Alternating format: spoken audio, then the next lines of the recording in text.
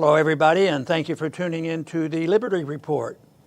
With me today is Daniel McAdams, our co-host. Daniel, good to see you today. How are you this morning, Dr. Paul? I am doing well, but back to work again. Yeah, back to the grind. And straighten out the world. I want to start off with talking about how the reporting is done on measuring the seriousness of the pandemic. It has to be pandemic. I remember early in this whole discussion, there was a newscaster badgering his guest till he would say, pandemic. Yeah. It couldn't be just epidemic. Well, anyway, we've been through all that, but right now, it continues, and there's a lot of distortion on the way they report, and we want to talk about that. Statistics are important to get what they want. Sometimes, if it's described right in the way they fill out forms, you get more money. I remember a long time ago, and this should be a short little story, is I didn't take Medicare and Medicaid, and I didn't believe it. And I met one of my colleagues, and he was doing that.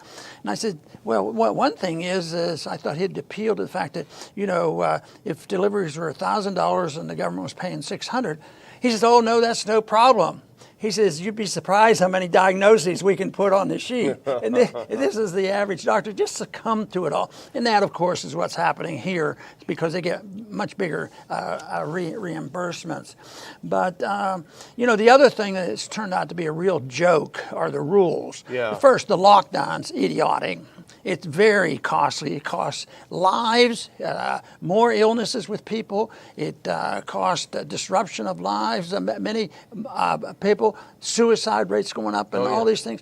Denial of medical care to people. And it was on and on. It was a tremendous cost. But now, we see some other things, the rules. Well, social distancing, that's a good idea. And, to a degree it is. I think most normal people, on my life team, say, if you have a bad cold, my mother's here, and most people with a bad cold didn't go into somebody's house. Yeah. And it wasn't, a big deal. It was sort of a lot of common sense that went along with it. But so social distancing has to be mandated, even though it was against the law to mandate it.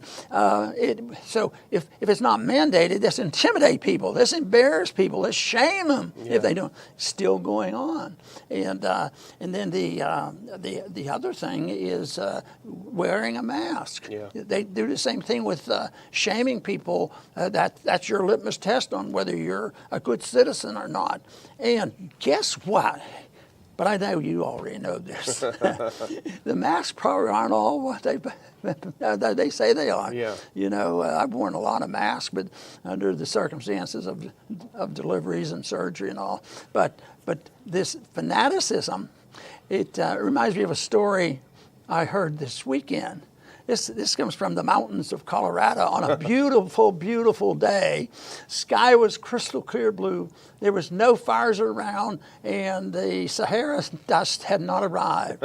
So this individual was out walking. They came across another couple, and the couple had masks on up in the mountain. They were obeying. I thought, what is happening here? And they probably felt good about it. They probably didn't feel good about the individual that didn't have the mask on. And that is the case. People turn on you. They yell and scream at you because you're not obedient. It has nothing to do with common sense.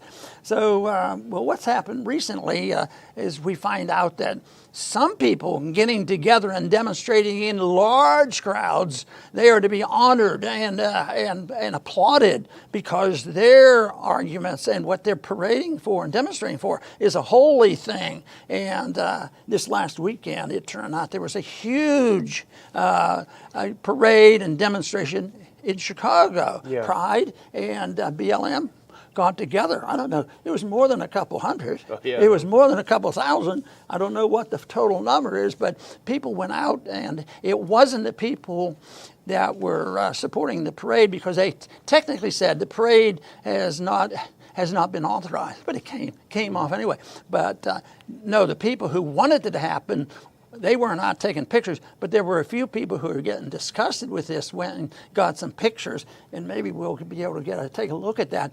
But the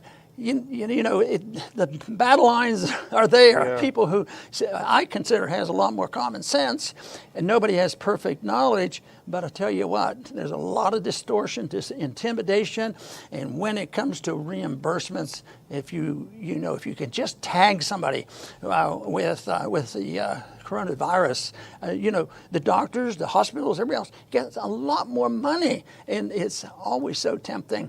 So maybe we won't figure this out until we're flat out broke and there won't be any money left. Yeah, it's hard to believe they're going back into lockdown, but that is clearly where we're headed, though. You can see the panic on people's faces. But on the parades, it reminds you of the famous Orwell, all animals are equal, but some animals are more equal than others. Right. And that is definitely the case. And in fact, our first clip here is from Chicago.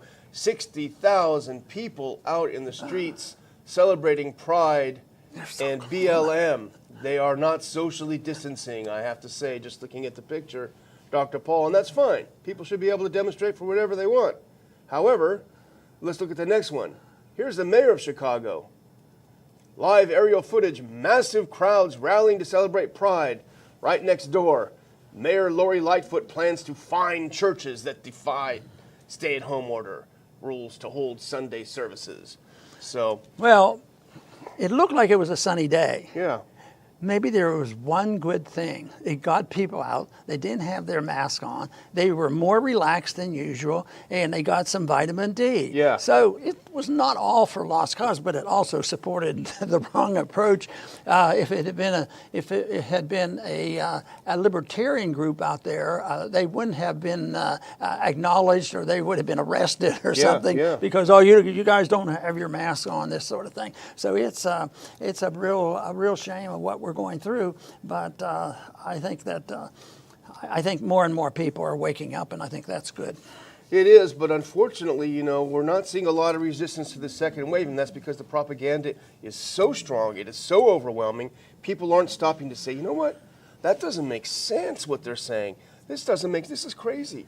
But sometimes it's good to return to the scene of the crime. We've talked about when we first got into Syria in 2014, Obama said, well, we got to save this little group here on the hilltop because ISIS is going to kill them. We're still there. We're still, protecting, stealing their oil. We're still there. The original rationale for the lockdown, the shutdown, was we've got to flatten the curve. If the hospitals get overwhelmed with a huge rush of cases, that'll be a disaster. So we're going to flatten the curve so the hospitals can adapt and take in patients they need. It was never about eliminating or reducing infections of people. That was never part of it. It was to prolong it, and essentially prolong it is what it did. People stayed home, they didn't contract it, they didn't get over it, they didn't develop antibodies, and now that they're out a little bit, it seems like people are contracting it. However, I will say one thing, Dr. Paul, is that one reason why we're seeing increased cases is that massive amounts of testing. In fact, my church is up in Fort Bend County, and we drove up there yesterday, and there's a huge billboard sign. Hey, quick 15-minute COVID test. Come on in. Super easy, no problem. And people are going to get themselves tested. That's part of it. Their propaganda scheme and to terrorize the people, actually a death is more valuable to them. Yeah. Than just being recorded as having a positive test. And I think that's a shame, just digging it up. So what did they have to do? They had to turn it around and make it sound like cases are important. And they had the ammunition there. There are a lot of more cases. People didn't go. I see they have people so scared and so frightened about what's going on. Lines and lines of people lining up to get their test. The last thing they need is a test if they're healthy. What's going to help? If you're worried about it and concerned, don't go where you don't want to go. Yeah. And if you think you might have something, don't go to a nursing home. That would be. Instead, you say, "Oh, you're heartless." Yeah. when the government gets involved, you have the Cuomos of the world deciding what should happen at the nursing home. And I think I saw one statistic that 85% of the deaths came from the nursing home. Yeah. And that's places, that's where the most central management, it's all Medicare, it's all government regulated, and that's where all the deaths were. And some people, unfortunately, might even suggest maybe it wasn't just a poor choice. Yeah, maybe not just an not. accident. Well, here's something to demonstrate this. I mean, this is so clear. This next clip is so clear, Dr. Paul, and it's a little small. This is from the New York Times. This is not some conspiracy site. The top picture is the new reported cases by day in the U.S. Yes, that is going up. No question about it. But right below it, new reported deaths by day in the U.S. They're down 75, 80, 90% from the peak. So something is happening. Either the virus is less strong, it's killing less people, or the testing is fake. And probably a little bit of both is the case. But, and you wrote about it this week. It was always about death count, 100,000 death count, death. Then all of a sudden they switch on a dime. Nobody even says death count anymore. It's only about rate increase. Meanwhile, massive increase. I sent you something over the weekend, actually. This doctor in Texas said everyone that's coming in now for their long-delayed surgeries, things of this nature, they're all coming in and they get tested when they walk through the door. If they test positive, they're immediately listed as COVID, not just COVID positive, but COVID hospitalizations.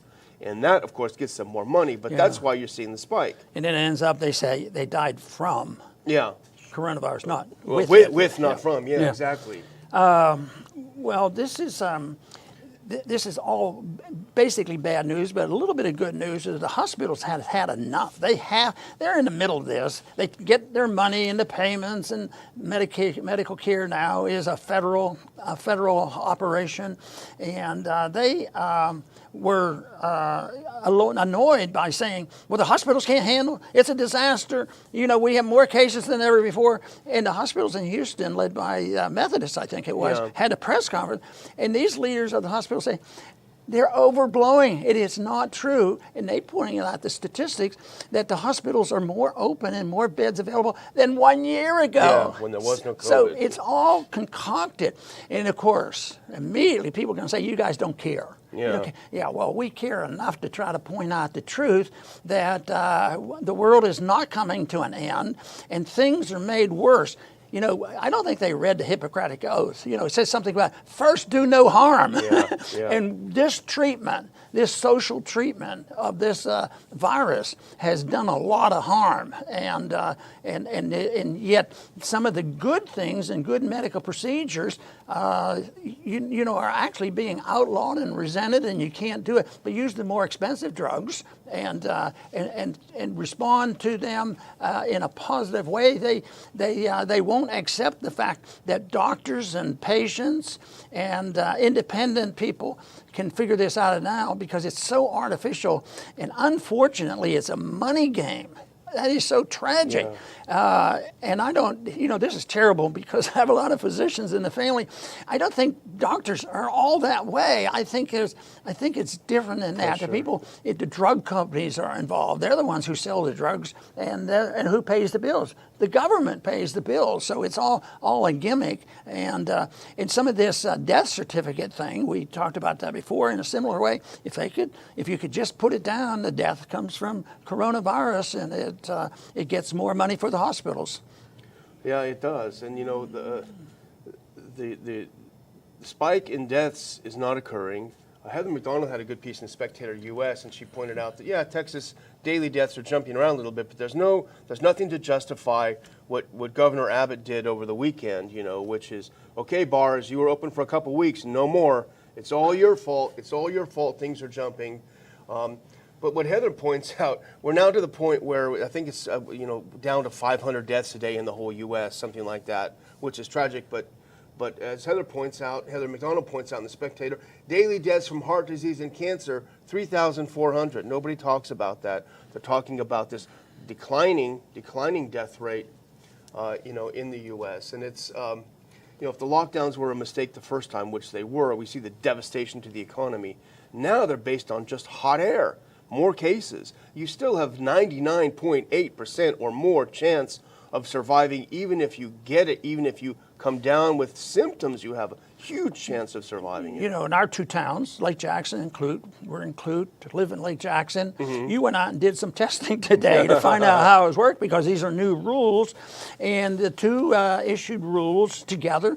My first assumption was headline, Lake Jackson Clute issues more rules. It's second wave, we've got to be prepared.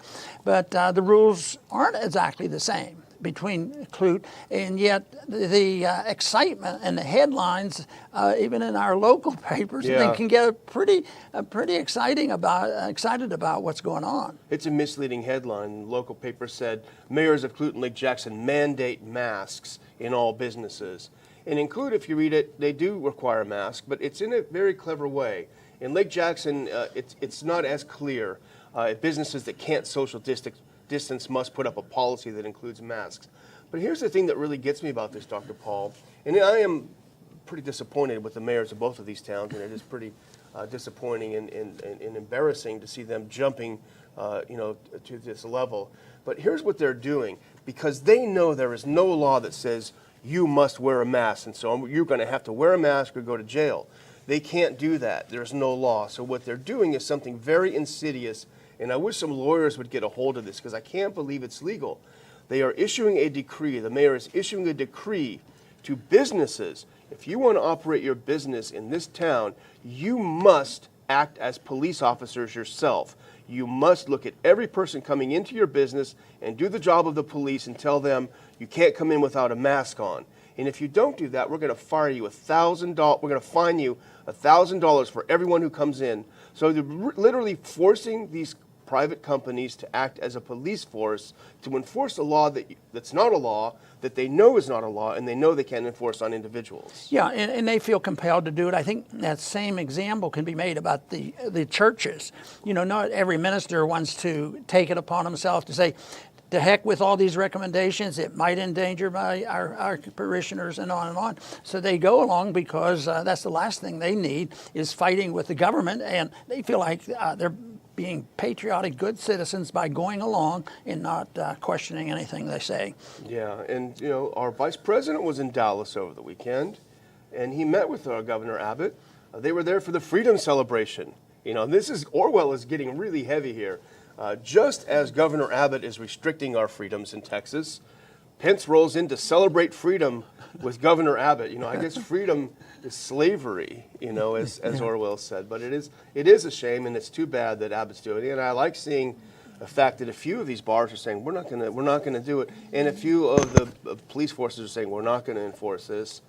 So it's good news, but still, the fear is there. The fear is there. People are getting angry if you don't wear a mask. They're getting mad at you because they've been conditioned now by fake news, fake media propaganda, that cases equal deaths. Well, there's not a whole lot of good news there. There's a little bit of good news, and I think the charts you put up are the best things. That maybe it'll sink in. That is, yes, there are more cases, but that's because we do more testing. Doesn't mean anything about the seriousness. It doesn't tell you who's sick, who isn't sick. It doesn't even deal with the deaths occur, because the deaths are going down, and that wouldn't be good propaganda for their lockdown. Yeah. And the lockdown is a big deal, and it of course blends in with the slump and the downturn of the stock market and our correction, our recession that we're in. So that is a big deal. But I wanted to mention one other thing that was in the news today. It's a little bit on a different subject, but it's also part of the way Washington works. And the people, especially the deep state behind the scenes, how they have to stir up trouble. And believe it or not, it looks like they're continuing with stirring up trouble because Trump hates he's wheeling and dealing with Russia, and Russia are the monsters of the world. And right now, the Washington Post, the Wall Street Journal, they published this. They said that we were paying paying bounties if we could get the Taliban. No, the Russians were paying bounties to kill Americans. Americans in Afghanistan. I think this is one place where Trump's probably pretty serious. I just want to leave. Yeah. I think he'd consider it a political coup if we didn't have any troops in Afghanistan. But that's a big deal, and Trump's not doing enough about it. They use that if the Russians are doing this is really terrible, and he better stand up, try to embarrass Trump. Same way with coronavirus.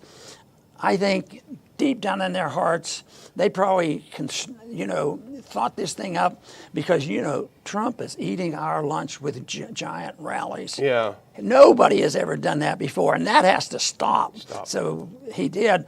And who's doing the big rallies now? Yeah. Black Lives Matter and Pride, the Democratic Party. and nobody says boo. So I think that the good news is that the statistics are on our side. They're going to wake up, but it'll probably change the day after the election, unless Trump wins again, and then they have to really go bear down on him. More impeachment. Yeah.